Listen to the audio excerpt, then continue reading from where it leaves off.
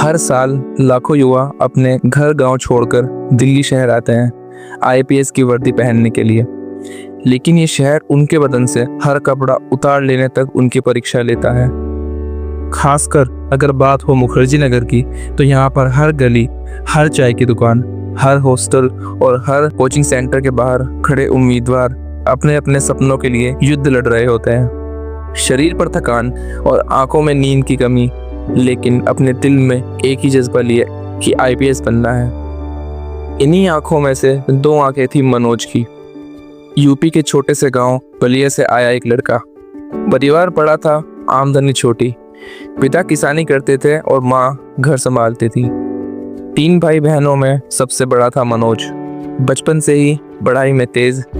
पिता के साथ किसानी में हाथ बटाने के बाद जो भी समय बचता, उस समय मनोज किताबें पढ़ता। गांव के मास्टर जी को भी उस पर नाज था। उन्होंने एक दिन मनोज के पिता से कहा, अगर ये लड़का दिल्ली जाए तो बहुत कुछ कर सकता है। मनोज ने जिस दिन यूपीएससी का नाम सुना था, तब उसे नहीं पता था कि ये शब्द उसकी जिंदगी को पूरी तरह बदल देगा।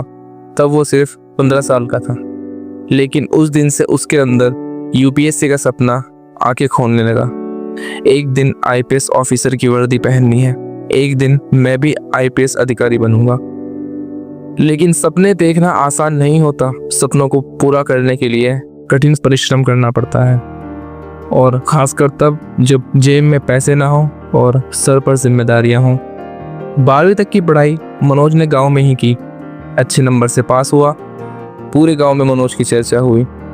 लेकिन यूपीएससी की तैयारी के लिए ना गांव में माहौल था, ना ही कोई अच्छी कोचिंग। पिताजी ने मनोज के सपने को देखते हुए अपनी 2 भैंसें बेच दी।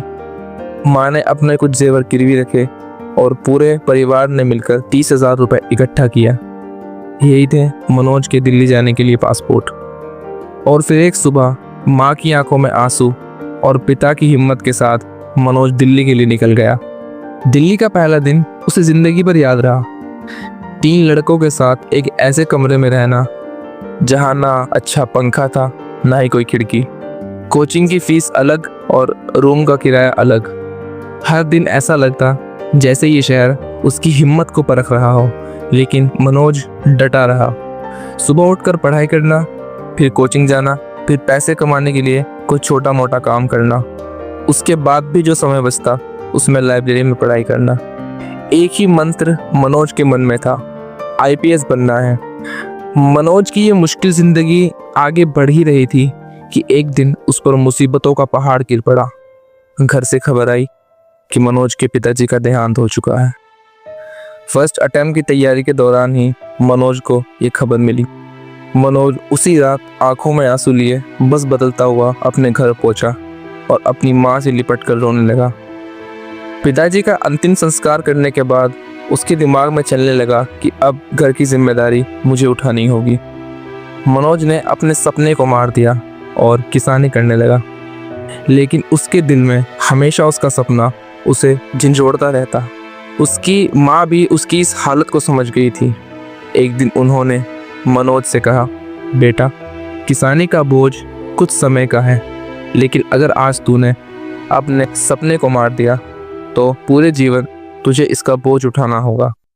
उन्होंने पूरे आत्मविश्वास से मनोज को कुछ पैसे दिए और उसे वापस दिल्ली के लिए रवाना कर दिया। यहीं से मनोज ने दूसरे अटेम्प्ट के लिए तैयारी शुरू कर दी। आंसर राइटिंग पर ध्यान दिया, टेस्ट सीरीज दी, अखबार पढ़ा, नोट्स बनाए और पूरे आत्मविश्वास के साथ सभी एग्जाम दिए। लेकिन उसे क्या पता था कि उसका युद्ध अभी ख़त्म नहीं हुआ। रिजल्ट आया तो नाम लिस्ट में नहीं था। मनोज का दिल टूट गया। उसने अपने आप को अंधेरे कमरे में बंद कर दिया। कई दिन तक किसी से बात नहीं की। माँ से झूठ कहा कि बस 1-2 नंबर से रह गया, अगली बार पक्का हुआ। लेकिन अंदर से वो खुद से हार चुका था। उसे लगा शायद वो इस लायक ही नहीं है। कई बार लगा कि ये सब कुछ छोड़कर वापस गांव चला जाऊं। लेकिन हर बार जब भी उसका मन गांव जाने का हुआ, तब माँ की वो मुस्कान और हिम्मत उसे याद आई, जिससे वो अपने आप को संभालता। ये नाकामी उसके लिए एक अभिशाप बन गई थी। एक दिन कोचिंग में सर ने कहा, यूपीएससी में वही पास होता है जो बार बार गिरकर उठना जानता है। ये परीक्षा आपकी पढ़ाई की नहीं, आपकी सब्र की परीक्षा है। बस यही लाइन उसके सीने में उतर गई। उसने उसी रात अपनी डायरी में लिखा, इस बार नहीं रुकूंगा जब तक आईपीएस नहीं बन जाता। मनोज ने फिर से खुद पर भरोसा करके यूपीएससी की तैयारी शुरू कर दी। पैसे कमाने के लिए उसने लाइब्रेरी में सफाई का काम शुरू किया और वहीं पर सोने लगा, जिससे रूम का किराया बच सके। सुबह सूरज निकलते ही उठ जाना और एनसीईआरटी पढ़ना, फिर इकोनॉमी, फिर करंट अफेयर्स। उसके बाद जो समय बचता उसमें इंटरव्यू की तैयारी और फिर लाइब्रेरी में पूरा दिन काम। मनोज दिन में केवल कुछ घंटे ही सो पाता था। ब्रेक सिर्फ खाने के लिए लेता। उसने अपने आप से वादा किया था कि इस बार रिजल्ट नहीं, इतिहास बनेगा। तीसरे अटेम्प्ट का दिन आया। मनोज ने पेपर दिया। एग्जाम सेंटर से बाहर निकलते ही उसकी आंखों में आंसू थे, लेकिन इस बार हार के नहीं, आत्मविश्वास के। उसे अंदर से महसूस हो रहा था कि इस बार कुछ अच्छा होने वाला है। और फिर दिन आया रिजल्ट का। वो सुबह दिल्ली की सबसे यादगार सुबह थी।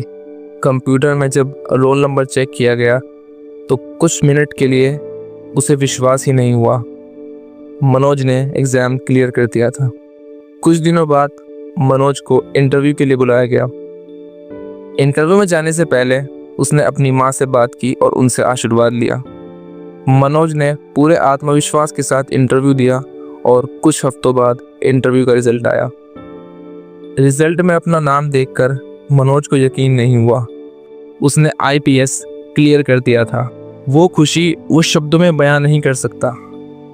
वो दौड़ता हुआ घर गया और उसने अपनी माँ को फ़ोन किया कि माँ, तुम्हारा बेटा आईपीएस बन गया है। गांव लौटा तो वो मनोज नहीं, एक मिसाल बन चुका था। गांव के बच्चे उसके पोस्टर बनवा चुके थे, सड़कों पर बैंड बाजे बजते थे। आज जब लोग मनोज से पूछते हैं कि उसने ये सब किस तरह किया, तो वो मुस्कुराकर सिर्फ एक ही जवाब देता है, मेहनत करो और अपनी मेहनत पर यकीन रखो। जो खुद पर भरोसा करता है उसे कोई हरा नहीं सकता। अगर आपको ये कहानी अच्छी लगी हो तो वीडियो को लाइक ज़रूर कीजिए और इस तरह की और इंस्पिरेशनल स्टोरीज़ के लिए सब्सक्राइब करें।